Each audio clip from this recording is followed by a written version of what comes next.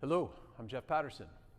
We're going to pick up the Chen form today from where we left off last time with stork spreads its wings or crane cools its wings, and go over some of the applications from there. Remember, we're talking about some of the martial applications in this form, but keep in mind that the most important thing is doing it for your health, and the reason why we're talking about the martial applications is to understand the structure and alignment so we can generate more energy and have that health benefit of the practice. When I'm doing this form, oftentimes you'll see me in a deeper, lower stance. Remember, if you have any knee or hip issues, any of these stances can be substituted with a shorter stance.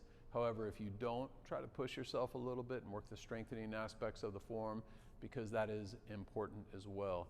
We want to build up the strength of the body as well as the internal energy, and they're both going to get stronger if we're building them up together. Along with that, we want to work on our focus and being able to break things down more, see things in more detail, and that's what we're trying to do with this video series and teaching you the form, is kind of give you some of those basic concepts. So I'm going to pick up as if I started the form facing the camera and I finished in this position from the last video. So if you haven't watched the last video, please go back and check that out so you can kind of see where we're at and see where we're picking this up. So from here, now we talked a little bit in the last video about the yin coil. That's what I'm doing from this position. I have a yin coil here. I pivot this foot to 45, and then I sweep up with the foot. And again, if they have a lead stance here, I can sweep up here, or if they have a lead stance on this side, I can sweep from the outside. So anytime we're doing a sweep, there's different applications. Now, say this foot is in front and his other foot is in the rear.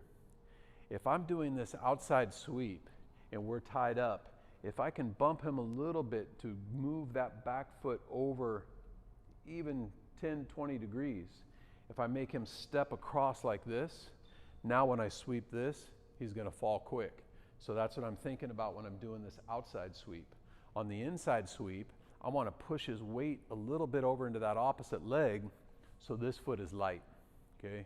So I do my yin coil, I come up and sweep. Now from here, this movement here can be like somebody's coming in with a foot jab, or maybe they're coming in with a knee, and I'm coming in and scooping up the leg. So if say the person in front of me is throwing this side foot jab facing me, I could come around and pick up the leg here and then sweep them or throw them down. So from this position where we left off, I do my sweep, I come here, and then up here. This is my scoop. Now, remember the application I showed you, I'm moving and I'm playing some other techniques. We're just talking about this energy coming up here. Now, this next posture has two things happening at the same time. The first one is this kind of twisting motion with the forearm and the hip and coming in. This is like, say somebody's throwing a punch to my midsection. From here, I'm using this and my hip to block here, coming in here. This extra, this left hand, as I do that, is popping up. Now, in boxing, we call this a pop-up jab. Pop. I'm trying to get that hand come underneath their guards up like this, trying to get that fist to slide right up between their guard and catch them underneath the jaw. So when I come in here, I'm working this one. And remember, this is the form, so we're doing two things at once. It doesn't have to be together. This could be solo, pop, here, or this could be solo. You can mix it up and do it from many different angles and different applications. So after I come up into this position, this hand is going to circle. So my body is kind of doing this motion here. Now, this application is setting up for maybe somebody grabs my shoulder or they throw a punch and I come inside here and it's giving me that inside line of attack. And a lot of time we're talking about kind of grappling close quarters. So there's a lot of Chin on Sui Jiao in this form where I'm working, we're tied up, maybe we're gripping, we're looking for the throw, we're trying to push the other person down, pushing them back, pulling them forward, spinning them to the left, to the right, whatever we're doing. We're throwing our knees, we're trying to trip them and sweep them. So if he's got a hold of me and moving, I'm using this motion to not only redirect his energy, but also reposition myself. So for example, if I'm in this good solid stance, facing the camera, I've got good power going forward. But if I'm in the same stance facing this way, I might be strong that way and this way, but I'm not as strong to the side. So if he's got his strength pointing at me and I change the angle, now when I attack him, I'm going to what we call the empty door. So I'm attacking him where his base is not that strong. So I'm always thinking about doing that when I have somebody tied up. How can I get them where they're weak, in a weak position, so I don't have to use so much muscle and so much force to get the advantage on what we're doing. So as I move here, now I'm in that position. So after we go here, I'm doing this circle and open. Now, this movement here, again, multiple applications. We'll talk about one. Say I have the wrist. This hand comes up to the inside of the neck, so the hand's coming right here on the opponent's neck. Once I have this position, I can lift the hand and tuck the head and throw him to the floor. Or I can lift the hand and tuck the head and throw the knee. Or I can lift the hand, tuck the head, get the leg around the head, and dump him this way. There's many applications, again, how I can use this energy here. I can even do this on a joint lock. I grab the wrist, I grab underneath the elbow, and I come through here. So to give you a few ideas of what this is here, 1, 2. So I'm going to, again, start from where we started the video. We finished the last video here. Yin coil, sweep, up, here, here. The next movement is kind of this inward motion. Now again, this could be from a tie-up. So for example, I'm using that kind of back fist motion here, but this could be here. But what the idea is that inward energy and shifting the weight, sitting down. That's what's giving me the power. So if we're tied up, I could smack right in the lower part of the back of the skull here with my back fist, or I could come in with a hook punch. So that's what I'm doing here. This could be either side here. So as you come up here, 1, 2. Now the next movement as I come around is this inward kind of pressing together motion. That could be for an inward lock. So I'm coming here, this could be for a block. Coming here like somebody punches, kind of similar before when we were doing this one, but with a little bit different energy. Or with like an inward cut block. Say the punch is coming here and I cut it this way, here. So I'm cutting at the same time I can punch back. So my block is actually the punch.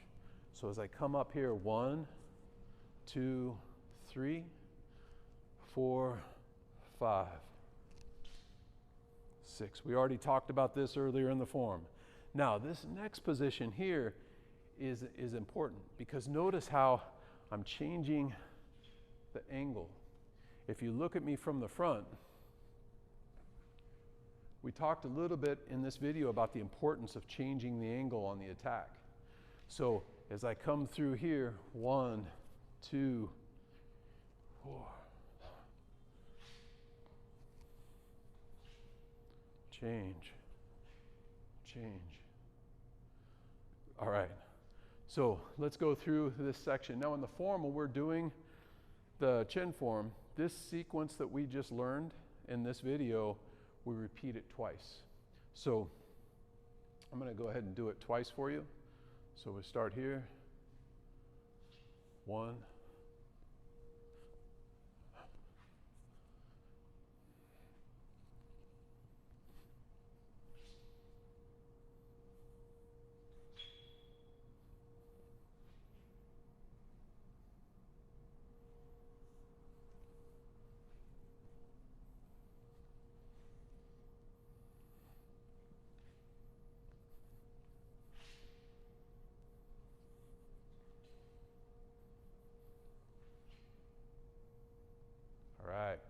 So one more time, I'm going to do it facing away, and I'm going to start from the beginning so you can follow along all the way up until where we are at this point.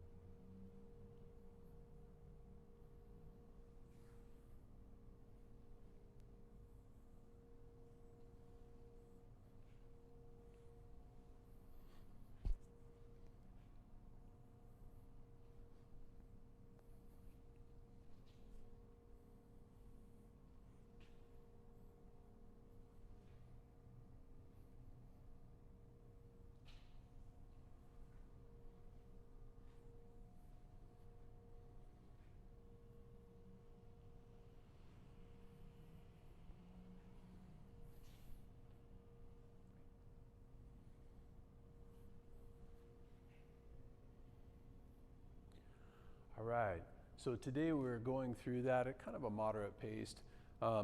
You can do that a lot slower, a lot faster, depending on why you're practicing.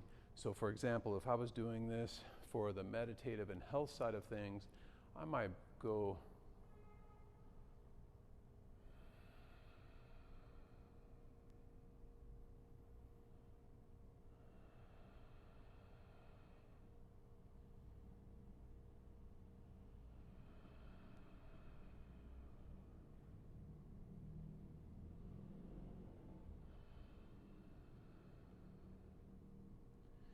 very slowly.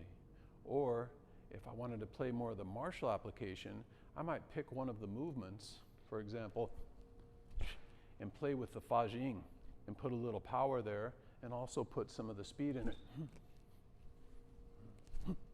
Usually when you're practicing something for a martial application, we're not going to run through the form from the beginning to the end.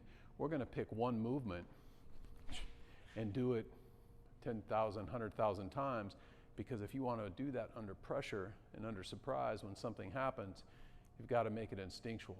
And so we'll pick some of those movements that are our favorite, most likely movements to use in a combat style scenario, and that's what we'll work on. We'll work on that energetic principles underneath the movements and then polishing those movements from different angles. So you might do one technique, but from 20 different angles, and that's what's going to make the technique effective.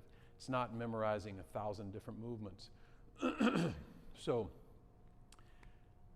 we've covered a lot so far in this video series on the Chen style Tai Chi. Hopefully you're enjoying the content and getting something out of it. Just remember to approach your training with a new mind every time you do it. And if you go into it like that, you're going to get a lot out of the practice and you're going to grow for as long as you do it. I've been practicing for 35 years and I'm still learning from this form all the time. I'm not even close to being the master. And so having that kind of a mindset, you'll be successful with your training. Thank you very much for watching, and I appreciate your time.